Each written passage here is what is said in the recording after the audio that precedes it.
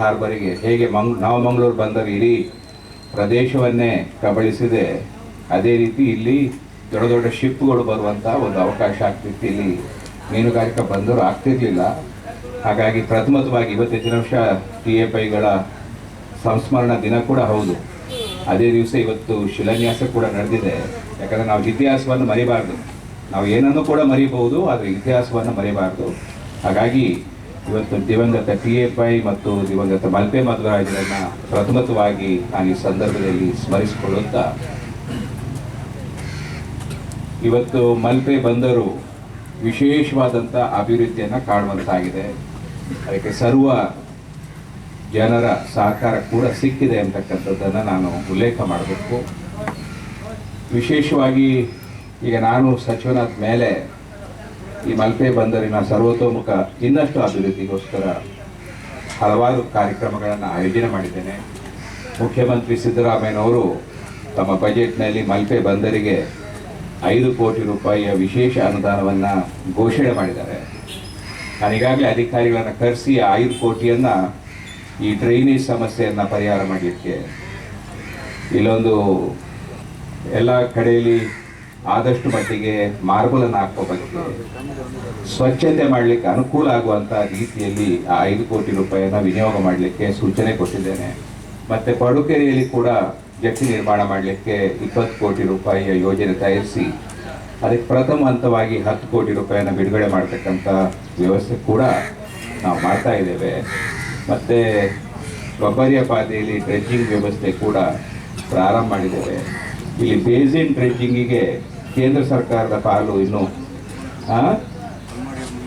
ಕಲ್ಮಾಡಿ ಮುಗಿತಾ ಬಂತು. ಕೇಂದ್ರ ಸರ್ಕಾರದ ಪಾಲು ಬರಲಿಕ್ಕಿದೆ 50%. ನಮ್ದು ಬಂದಿದೆ.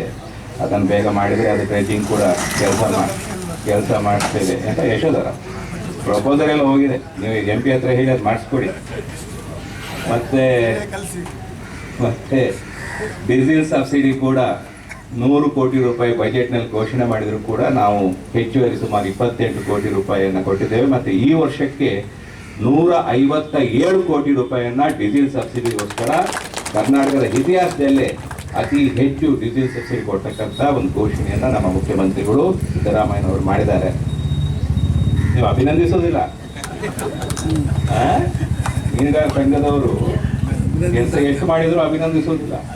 ಭಾಳ ಕನ್ಫ್ಯೂಸ್ ಮಾಡ್ತೀರಿ ನೀವು.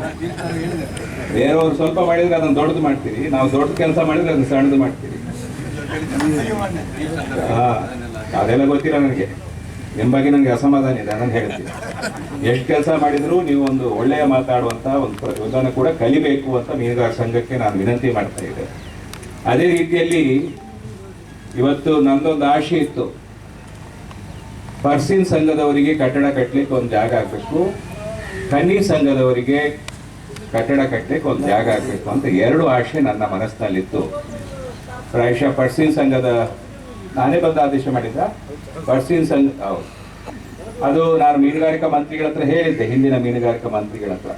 ಅದು ಯಾಕೋ ಏನೋ ಅದು ಕರಡರುಗಳಿತ್ತು. ಅಧಿಕಾರಿಗಳು ಅದಕ್ಕೆ ಬೇರೆ ಬೇರೆ ರೀತಿಯ ಹೊಕ್ಕೆಯನ್ನು ಹಾಕಿ ಅದು ಮಾಡ್ಲಿಕ್ಕೆ ಆಗೋದಿಲ್ಲ ಅಂತ ಹೇಳಿದಾಗ ಹಿಂದಿನ ಮೀನುಗಾರಿಕಾ ಮಂತ್ರಿಗಳಿಗೆ ಅದು ಮಾಡ್ಲಿಕ್ಕೆ ಆಗಲಿಲ್ಲ. ನಿಮ್ಮ ಪುಣ್ಯವೋ ನನ್ನ ಪುಣ್ಯವೋ ಗೊತ್ತಿಲ್ಲ, ನಾನೇ ಮೀನುಗಾರಿಕಾ ಮಂತ್ರಿಯಾಗಿ ಬಂದೆ ಅಂತಕ್ಕಂಥದ್ದನ್ನು ನಾನು ಈ ಸಂದರ್ಭದಲ್ಲಿ ಹೇಳಬೇಕಾಗ್ತದೆ. ಅದರ ಕಾರಣ ನಾನು ತಕ್ಷಣ ಪರ್ಸಿನ್ ಸಂಘದ ಜಾಗವನ್ನು ಕೂಡ ಗ್ರ್ಯಾಂಟ್ ಮಾಡುವಂಥ ಆದೇಶವನ್ನು ವಿಶೇಷ ಪ್ರಕರಣ ಅಂತ ಮಾಡಿ ಅಂತ ಗ್ರ್ಯಾಂಟ್ ಮಾಡಿದೆ. ಏನು ಕೊಕ್ಕೆ ಹಾಕಿದ್ರು ಅದನ್ನೆಲ್ಲ ಬದಿಗಿರಿಸಿ ವಿಶೇಷ ಪ್ರಕರಣ ಅಂತ ಮಾಡಿ ಅಂತ ನಾನು ಆದೇಶ ಕೊಟ್ಟೆ. ಈ ಜಾಗ ಬೇರೆಯವರಿಗೆ ಆಗಿತ್ತು, ಈ ಜಾಗ ಬೇರೆಯವರಿಗೆ ಆಗಿತ್ತು. ಅದನ್ನು ತಪ್ಪಿಸಿ ನಿಮಗೆ ಕೊಡುವಂಥ ಒಂದು ಕೆಲಸ ಮಾಡಬೇಕಾದ್ರಿಂದ ಸ್ವಲ್ಪ ವಿಳಂಬ ಆಯಿತು. ಯಾಕಂದರೆ ಅದನ್ನು ಚೇಂಜ್ ಮಾಡಿ ಕೊಡಬೇಕಾಗಿತ್ತು. ಅದು ಇವತ್ತು ಭಾಳ ಆ ಜಾಗ ಬಿಟ್ಕೊಟ್ಟವರು ಕೂಡ ಭಾಳ ಸಂತೋಷದಿಂದಲೇ ಒಪ್ಪಿದ್ದಾರೆ. ಅವರಿಗೂ ಕೂಡ ನಾನು ಅಭಿನಂದನೆ. ಯಾಕಂದರೆ ಯಾರಾದರೂ ಜಾಗ ಸಿಕ್ಕಿದವರು ಬಿಟ್ಕೊಟ್ಟಿದ್ದಾರೆ, ಅವರನ್ನು ಕೂಡ ನಾನು ವಿಶೇಷವಾಗಿ ಕೇಶವ ಕೋಟಿ ಅಂತ ಅಭಿನಂದಿಸ್ತೇನೆ. ಮತ್ತು ಈ ಜಾಗವನ್ನು ಕೂಡ ನಾವೀಗ ಮಂಜೂರು ಮಾಡಿದ್ದೇವೆ. ಈಗ ಲ್ಯಾಂಡ್ ಪಾಲಿಸಿ ಚೇಂಜ್ ಆಗ್ತಾಯಿದೆ, ಬದಲಾವಣೆ ಆಗ್ತಾಯಿದೆ. ಇನ್ನು ಹೊಸ ಜಾಗ ಕೊಡಬೇಕಿದ್ರೆ ಬರೀ ಏಲಂನಲ್ಲಿ ಮಾತ್ರ ಕೊಡುವಂಥದ್ದು ಲ್ಯಾಂಡ್ ಪಾಲಿಸಿ ಚೇಂಜ್ ಆಗ್ತಿದೆ. ನಮ್ಗೆ ಈಗೆಲ್ಲ ಕೊಡಲಿಕ್ಕಿಲ್ಲ. ಯಾವುದಾದ್ರೂ ಜಾಗ ಇದ್ದರೆ ಅದನ್ನು ಅಡ್ವರ್ಟೈಸ್ಮೆಂಟ್ ಹಾಕ್ತೀವಿ, ಏಲ ಮಾಡ್ತೀವಿ. ಯಾರು ಅತಿ ಹೆಚ್ಚಿಗೆ ಲೀಸ್ ಅಮೌಂಟನ್ನು ಕಟ್ಟಲಿಕ್ಕೆ ಸಿದ್ಧರಿರ್ತಾರೆ ಅವರಿಗೆ ಜಾಗವನ್ನು ಕೊಡ್ತಕ್ಕಂಥ ಲ್ಯಾಂಡ್ ಪಾಲಿಸಿ ಬದಲಾವಣೆ ಆಗ್ತಾ ಇದೆ. ಆ ಬದಲಾವಣೆ ಆಗುವ ಲ್ಯಾಂಡ್ ಪಾಲಿಸಿಗೆ ಮೊದಲೇ ಕನ್ನಿ ಸಂಘದವರಿಗೆ ಜಾಗವನ್ನು ಕೊಟ್ಟಿದ್ದೇವೆ ಅಂತಕ್ಕಂಥ ಮಾತನ್ನ ನಾನು ಈ ಸಂದರ್ಭದಲ್ಲಿ ಹೇಳಬಯಸ್ತೇನೆ. ಯಾಕಂದ್ರೆ ನೀವೆಲ್ಲರೂ ಶ್ರಮಜೀವಿಗಳು, ಕಷ್ಟಪಡುವವರು, ಈ ಮಲ್ಪೆ ಬಂದರಿನ ಅಭಿವೃದ್ಧಿಯಲ್ಲಿ ಬಹಳ ದೊಡ್ಡ ಕೊಡುಗೆಯನ್ನ ನೀಡಿದವರು. ಹಾಗಾಗಿ ನಿಮಗೆ ಜಾಗ ಕೊಡದೆ ಹೋದ್ರೆ ಮತ್ತೆ ಯಾರಿಗೆ ಕೊಡೋದು ಇರ್ತಕ್ಕಂಥ ದೃಷ್ಟಿಯಿಂದ ಇವತ್ತು ಈ ಜಾಗವನ್ನು ಕೊಟ್ಟಿದ್ದೇವೆ. ಇಲ್ಲಿ ಒಂದು ಉತ್ತಮವಾದಂತಹ ಕಟ್ಟಡ ಆಗಲಿ, ನಾನು ಮಂತ್ರಿ ಆಗಿರುವಾಗಲೇ ಇದರ ಉದ್ಘಾಟನೆ ಕೂಡ ಆಗುವಂತಾಗಲಿ ಅಂತಕ್ಕಂಥ ಹಾರೈಕೆಯನ್ನ ನಾನು ಈ ಸಂದರ್ಭದಲ್ಲಿ ಮಾಡಿ, ಅಂದ್ರೆ 1 ವರ್ಷದೊಳಗೆ ಆಗ್ಬೇಕು ಅಂತ. ಅದರ ನಂತರವೂ ನಾವೇ ಆಗಲಿ ಅಂತ ಈ ಸಂದರ್ಭದಲ್ಲಿ ದೇವರಲ್ಲಿ ಪ್ರಾರ್ಥನೆ ಮಾಡಿಕೊಂಡು ನಿಮ್ಮ ಕಷ್ಟ ಸುಖದೊಟ್ಟಿಗೆ ಗಣಪತಿ ಭಟ್ರು ಹೇಳೋದು 3 ತಿಂಗಳಲ್ಲಿ ಆಗ್ತದೆ. ಈಗ ಮಳೆಗಾಲ ಎಲ್ಲ ಬಂತಲ್ಲ, ಹಾಗಾಗಿ ಅತಿ ಶೀಘ್ರ ಇನ್ನು ಗಡಿಬಿಡಿ ಮಾಡಿ ಸುಮ್ಮನೆ ಬಿಲ್ಡಿಂಗಿಗೆ ತೊಂದರೆ ಮಾಡ್ಕೊಳ್ಬೇಡಿ. ಅದು ಇಷ್ಟೇ ಸಮಯದೊಳಗೆ ಆಗ್ಬೇಕಂತ ಅರ್ಜೆಂಟ್ ಮಾಡ್ಬೇಡಿ. ನಮ್ಗೆ ಯಾವಾಗಲೂ ಅರ್ಜೆಂಟ್ ಅಲ್ಲ.